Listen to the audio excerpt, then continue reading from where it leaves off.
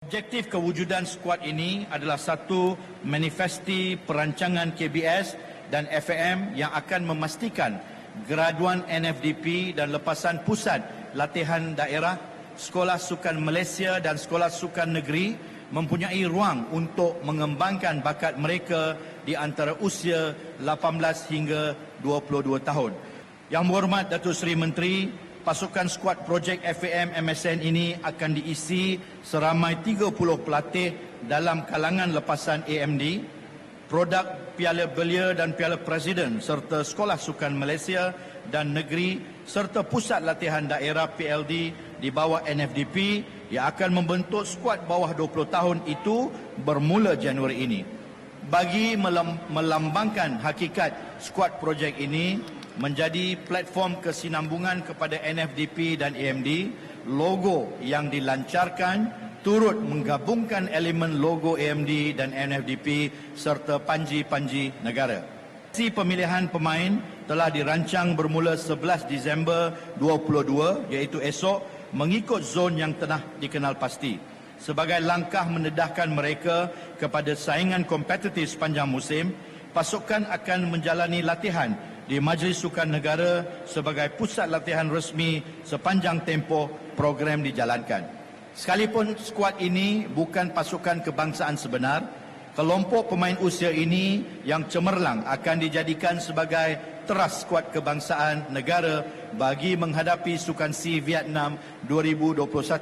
Pusingan kelayakan AFC bawah 23 tahun 2022, Sukan Asia Hangzhou 2022, Sukan C Kamboja 2023 dan kelayakan AFC bawah 23 tahun pada 2024 serta saingan peringkat AFF. Baik, sebelum penubuhan skuad Harimau Muda pada 2009, skuad Olimpik 2000 pernah ditubuhkan pertengahan 90-an dengan misi layak ke Olimpik Sydney.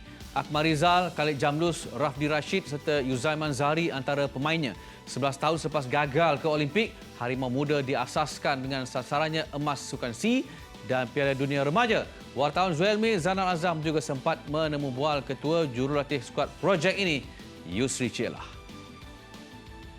Skuad projek FM MSN dilancarkan hari ini di Wisma FM Kelana Jaya dan sudah pasti tumpuan terarah kepada jurulatih yang akan mengendalikan pasukan ini yang akan beraksi dalam saingan Liga Perdana, tak lain tak bukan Yusri Cielah.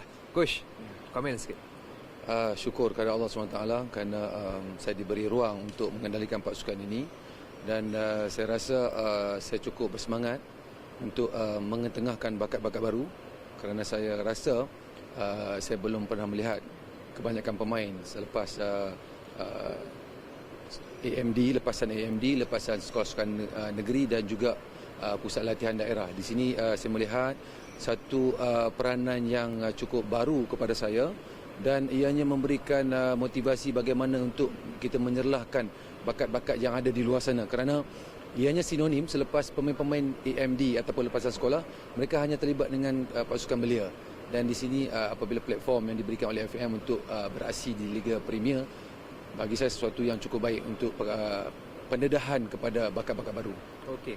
Kita tahu coach ada dapat tawaran daripada Pahang tapi tidak menerima tawaran itu dan membuat keputusan untuk pergi ke skuad muda. Kenapa coach? Saya melihat ini satu tempat yang mana memberi cabaran ataupun ujian yang lebih berat sebenarnya. Kerana kita di usia yang 18 tahun, 19, bagaimana untuk kita memberikan mereka pendedahan dalam permainan bola sepak hari ini yang mana kita mengetengahkan bakat-bakat yang ada ni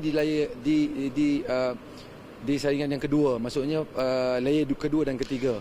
Bagaimana kita nak mengetengahkan pemain-pemain sebagai ini? Di layer pertama mungkin ada pemain-pemain dah kelab-kelab ataupun negeri-negeri mereka telah menandatangani mereka. Jadi bagaimana untuk kerja saya di sini selama untuk berurusan dengan projek ini untuk mengetengahkan bakat-bakat yang ada ni bagi saya sesuatu yang amat sukar sebenarnya, tapi saya masih realistik, saya mampu untuk mengetengahkan bakat yang ada di luar sana yang mana kemungkinan ianya tidak ada di PLD ataupun di sekolah sukan negeri ataupun berada di kampung-kampung. Yang ini saya rasakan kerja saya amat berat, tapi saya rasa insya-Allah saya akan lakukan dengan barisan kejulatian yang saya ada hari ini. tugas sama tapi cabaran berbeza. Macam mana Coach? Sudah pasti kalau kita bersama dengan pasukan negeri, kita hanya melihat bagaimana kita untuk mencapai sesuatu result dalam masa 1 tahun.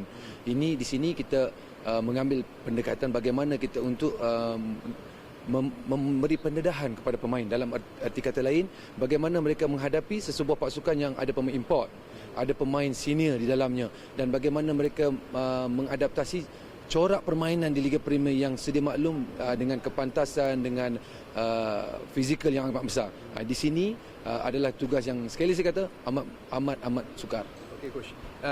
Di Kelantan 5 bulan tanpa gaji, tetapi selepas itu tawaran datang macam gila lah orang katakan, sampaikan national team. Macam mana Coach tengok rezeki Coach dalam karier sekarang ni? Semua daripada Allah.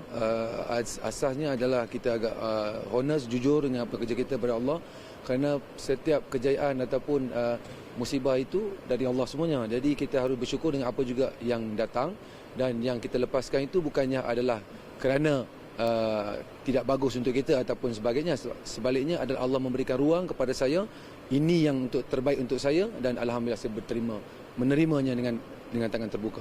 Okey Coach, akhir sekali Coach, sasaran dan juga visi dan matlamat Coach bersama skuad projek FM dan MSN ni. Satu jangka masa panjang program ini, dan saya melihat bagaimana saya ingin mengetengahkan ataupun cuba melahirkan pemain untuk bagaimana dalam masa yang saya ada, untuk sekurang-kurangnya untuk capai ke peringkat under 23 ataupun national team. Yang itu saya cuba, kerana seperti mana saya kata tadi, pemain yang berada di sini bukanlah pemain di kalangan yang daripada first grade yang kita ada, tapi kita cuba daripada second atau third grade. Di sinilah tempat bagaimana seandainya saya berjaya, ada satu kejayaan buat pasukan negara untuk pemain-pemain. Kalau ianya berlaku, adalah sesuatu yang amat baik dalam program ini. Selain Yusri Shelah, barisan kejuratian skuad projek ini turut dibarisi Hamsani Ahmad bagi jurulatih penjaga gol, Nur Zadi Rohmat penolong jurulatih, dan kesemuanya adalah bekas rakan pasukan Yusri Shelah sebelum ini. Zuhair Mizan Azam, Nadia Arena. Yusri Shelah, anak jati Kangar Perlis, antara bintang terbaik yang pernah dilahirkan Perlis selepas era Ibrahim Saad, Manjeman maupun Saidin Osman. Memulakan karier pada 1995, namun berkelana bersama 5 pasukan, bersama Selangor 4 kejuaraan, ketika lambungan bola Andren Jurat Camrong tundukkan Kedah di Batu Kawan. Yusri turut berada dalam skuad Singa Utara. Kita ikuti ulasan selanjutnya bersama wartawan lokasi Fina Nasrom dan sekali lagi Zainul Zainal Azam. Baik, tanggal 10 Disember 2020 tercatat sejarah dalam arena bola sepak negara apabila skuad projek MSN ditubuhkan, yang bermaksud skuad pelapis negara, ataupun di media sosial ketika ini famous dengan gelaran Harimau Muda 2.0, dan sudah pasti ini menimbulkan banyak persoalan Fina tentang idea dan juga perubahan ini. Sebenarnya walaupun ia dikatakan sebagai Harimau Muda 2.0, tetapi banyak perbezaan yang perlu di-highlightkan di sini. Kerana jika kita lihat ada perbezaan jika dibandingkan dengan pasukan Harimau Muda yang telah pun dimansuhkan pada 2015, jika kita bandingkan dengan projek baru yang telah pun diperkenalkan pada hari ini. Dan mungkin Zul boleh mengenengahkan apa perbezaan yang paling ketara agar semua individu ataupun masyarakat faham dengan apa yang cuba dibawa oleh FAM dan juga MSN. Perkara utama yang semua orang perlu tahu adalah sistem sokongan bagi projek ini, di mana dikatakan kepada pemain-pemain yang akan menyertai program ini, kalau tak dapat untuk meneruskan pasukan ataupun menyertai pasukan ini, mereka akan diberi orang kata pelajaran dan akan diberi masuk universiti lah. Sistem pembelajaran yang lebih baik, di mana mereka sekiranya tiada ruang untuk mana-mana pemain untuk mengenengahkan bakat mereka di peringkat yang lebih tinggi, mereka masih ada backup melibatkan pelajaran, di mana akan ada usaha sama melibatkan MSN dan juga pihak pendidikan sendiri. So itu adalah sesuatu yang cukup baik selain daripada daripada saya fikir dari segi bajet yang disalurkan juga adalah lebih menarik jika dibandingkan dengan usaha yang telah pun dilakukan sebelum ini. Dan sebelum itu Fina, ini juga lebihan kepada produk AMD yang akan keluar selepas itu. Mana-mana pemain yang tak dapat pasukan beraksi selepas itu, inilah tempat mereka yang akan beraksi. Jadi dan paling penting, mereka akan beraksi dalam saingan kompetitif di mana kehadiran mereka akan dapat dilihat bagi saingan Piala Liga Perdana 2021. Dan Zul, tetapi bila dah tubuhkan ini sudah pasti menimbulkan persoalan dan konflik. Kenapa baru sekarang ia ditubuhkan? Tetapi saya rasa dalam sidang media tegang dengan soalan Fina, mungkin boleh saya tertanya-tanya kenapa sesuatu yang boleh dianggap sebagai sesuatu yang cukup baik dimansuhkan, tetapi selepas 5 tahun dikembalikan semula. Itu persoalan saya sebenarnya. Tetapi mereka telah pun memberikan jawapan yang cukup baik di mana ada baik pulih yang telah pun dilakukan, dan kita boleh katakan projek kali ini adalah lebih baik jika dibandingkan dengan Harimau Muda sebelum ini. Okey, saya difahamkan juga disebabkan sebelum ini pemansuhan disebabkan kepimpinan terdahulu. Saya difahamkan mungkin FM didesak oleh kepimpinan terdahulu untuk membatalkan atau memansuhkan projek Harimau Muda ini. Merujuk kepada beberapa keputusan yang mungkin boleh dianggap sebagai satu failure, tetapi dalam keadaan itu, dalam masa yang sama, isu kewangan juga menjadi perkara utama dan mengapa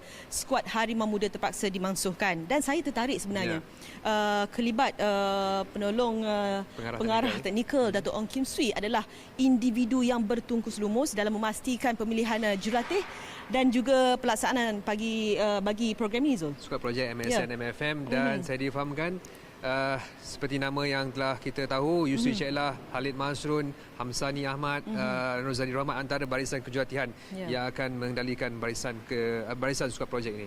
Tidak mustahil kalau kelibat Dato' Ong Kim Swee akan menggantikan pengarah teknikal sedia ada, Peter Diru yang telah pun tamat kontraknya ataupun bakal tamat kontraknya pada penghujung tahun ini. Dan saya sempat bertanyakan soalan kepada Dato' Ong Kim Swee.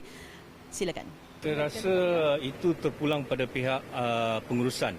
Saya mempunyai kontrak sebagai pembantu technical director sehingga hujung tahun ini, dan apa keputusan yang dibuat oleh pihak persatuan saya akan terima.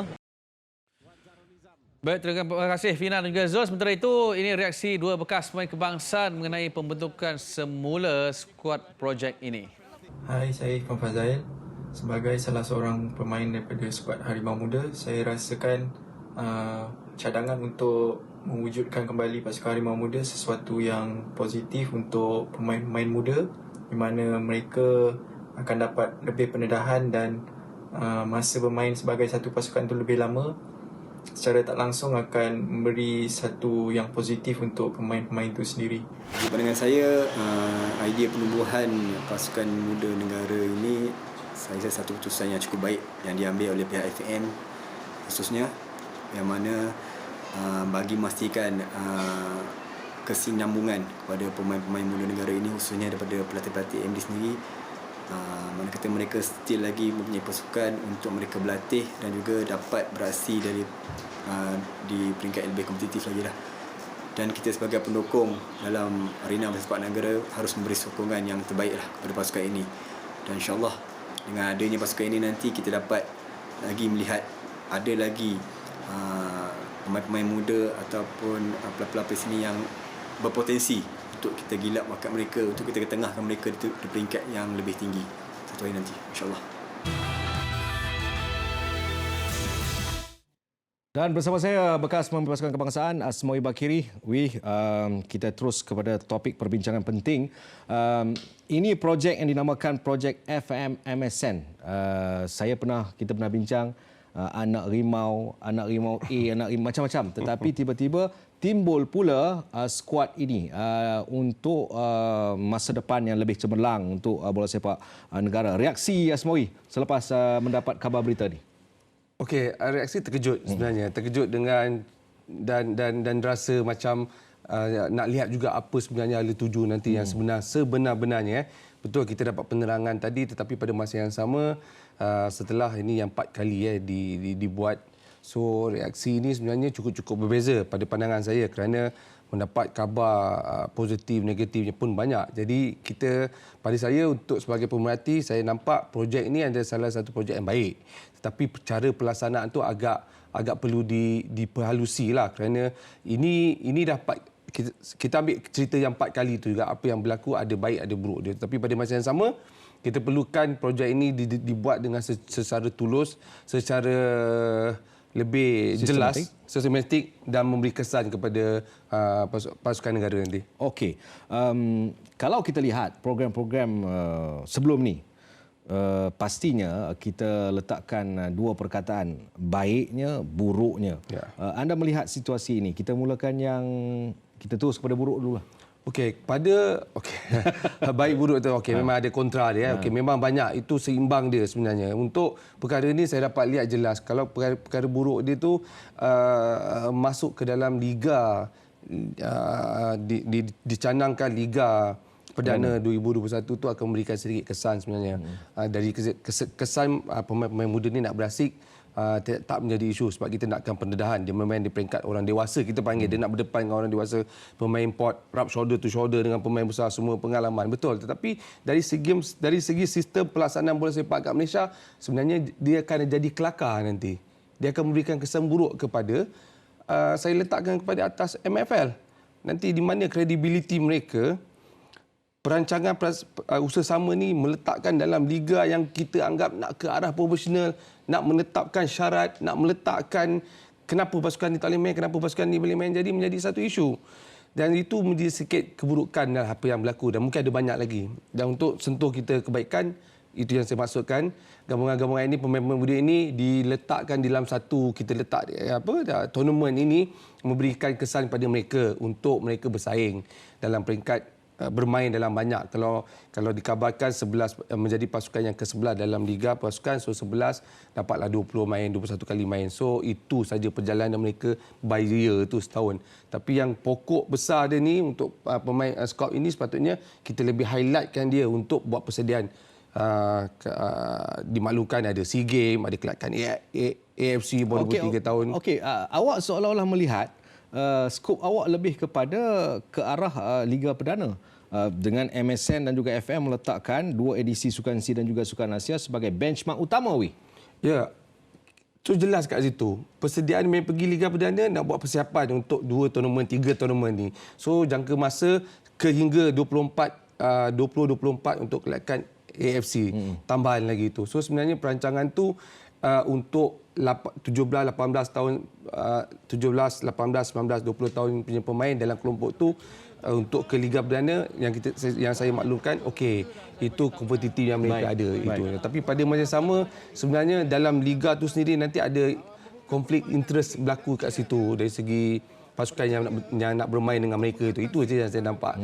Dan sebenarnya saya lebih tertarik jika mereka ni dikembalikan, bukan dikembalikan, tapi mereka ni dah sedia ada. FM sendiri ada FA Cup, Piala Presiden. So sebenarnya tugas yang dikabarkan Yusri ini akan menjadi lebih besar. Turun ke bawah akar umbi, cari apa saja tournament yang ada dalam Malaysia ni, pergi lihat. Waimah Liga Kampung sekali pun. Jadi kepada pemegang taruh di peringkat negeri juga, jangan kedekut pemain. Ya, betul. Sebenarnya kalau kita lihat, sebenarnya asas dia sebenarnya ni, akademik ini macam tersalah tak bersiran duduk di akademik negara. Sepatutnya ini perlu dilangsungkan di kelab-kelab sebenarnya. Di kelab-kelab yang memikul tanggungjawab ni. Mereka ada cara lahirnya mencari bakat ni mesti start daripada sekolah, daripada daerah, PLD, kemudian main untuk negeri. So sebenarnya pemain-pemain kita ni melambak di peringkat tu. Dan sebenarnya bila pemain ni sekarang ni berada dalam akademik Mutadari ataupun national team ni, dia jadi macam terpaksa mereka akan masukkan orang dalam satu tournament dalam liga kita ni agak macam jalan tu pelaksanaan tu tidak begitu jelas. Itu yang sepatutnya. Sebab kita tak nak perkara ni tanpa penjelasan yang betul, cara pelaksanaan tu nak buat di kat mana, mereka ni sebenarnya akan merugikan kita nanti. Bajet besar. So why not bajet ni? Saya lebih tertarik pada pandangan saya, kalau kita nak pergi World Cup dulu, tak semestinya tim utama ataupun tim ni. kita start dengan bawah 16 tahun. Why not kita laburkan ke bawah 16 tahun untuk mendapatkan slot ke Piala Dunia? Kan sedap Malaysia layak bawah 16 tahun ataupun ke 17 tahun Piala Dunia. Mungkin ini lebih afdal, lebih baik. Tetapi awak still saya katakan optimis dan juga positif pada penghadiran. Ya, saya optimis dan positif kerana itu yang saya cakap tadi, projek ni tak salah. Okey, tapi pelaksanaan cara Hala Tuju tu perlu dijelaskan. Nanti kan orang akan komplain, marah. Rakyat berbalik-balik dengan perkara-perkara lama nak buat balik. So itu yang perlu diperbetulkan. So nak tukar nama apa pula ni? Tak payah pakai harimau dah, nak pakai apa pula? Maksud dia nama tu tak ada masalah. Okey Wi, mungkin anda juga mempunyai pandangan dan juga persepsi tentang isu ini, tetapi mungkin kita sealiran untuk membawa anak-anak muda ini kepada jalan yang lebih menarik tentang bola sepak. Okey, soalan saya mungkin terakhir. Yusri je lah. Okey, Yusri kalau peringkat umur, saya panggil umur dulu. Orang tu, data Yusri tu sesuai, tak terlalu tua, tak terlalu muda. Peringkat ni 40-an, okey, jelas boleh mendidik, cari player, masih lagi kuat. Tetapi pada masa sama, ada juga nama-nama yang perlu dipertimbangkan. Kalau pada saya mungkin boleh share gabungan Yusri dengan Nizam Jamil kerana itu yang diwawarkan dalam liga kita menjadi coach yang antara coach yang terpilih. Tapi untuk Yusri tak ada masalah dan line up yang ada, tapi mereka harus bertanggungjawab untuk membentuk pasukan ini dengan lebih baik nanti. Baiklah, tidak kira di mana anda berada, atas nama rakyat Malaysia yang memegang panji negara, inilah masanya untuk kita terus memberikan sokongan kepada pengujudan kembali anak-anak harimau muda ini agar ianya berterusan. Dan kepada pihak-pihak yang berkenaan, pastikan perjalanan ini tidak terhenti, tidak tersekat di tengah jalan. Ayuh kita rentas sama-sama perjalanan yang lebih jauh untuk masa depan bola sepak negara. Jadi kita akan bersama kembali dengan akhbar ataupun kita terus saja saksikan susulan butiran perancangan skuad projek FM MSN dengan 30 orang pelatih telah pun disahkan dengan sesi pemilihan akan berlangsung pada 11 Disember ini di mana pusat latihan rasmi diletakkan di MSN. Ini antara pertandingan-pertandingan yang akan disertai. Ada banyak pertandingan yang akan disertai, tetapi kita nantikan saja hasilnya untuk yang terdekat pastinya dalam saingan Liga Perdana. Terima kasih Asmawi Bakiri di atas kesetiaan untuk bersama kami untuk memperkatakan tentang isu ini. Ya, terima kasih kawan kerana Afizal, kerana saya anggap ini pada pandangan saya, khidmat saya di mana saya juga saya rasa bertanggungjawab untuk memberikan sedikit pandangan apa yang berlaku untuk pasukan pembangunan. Okey.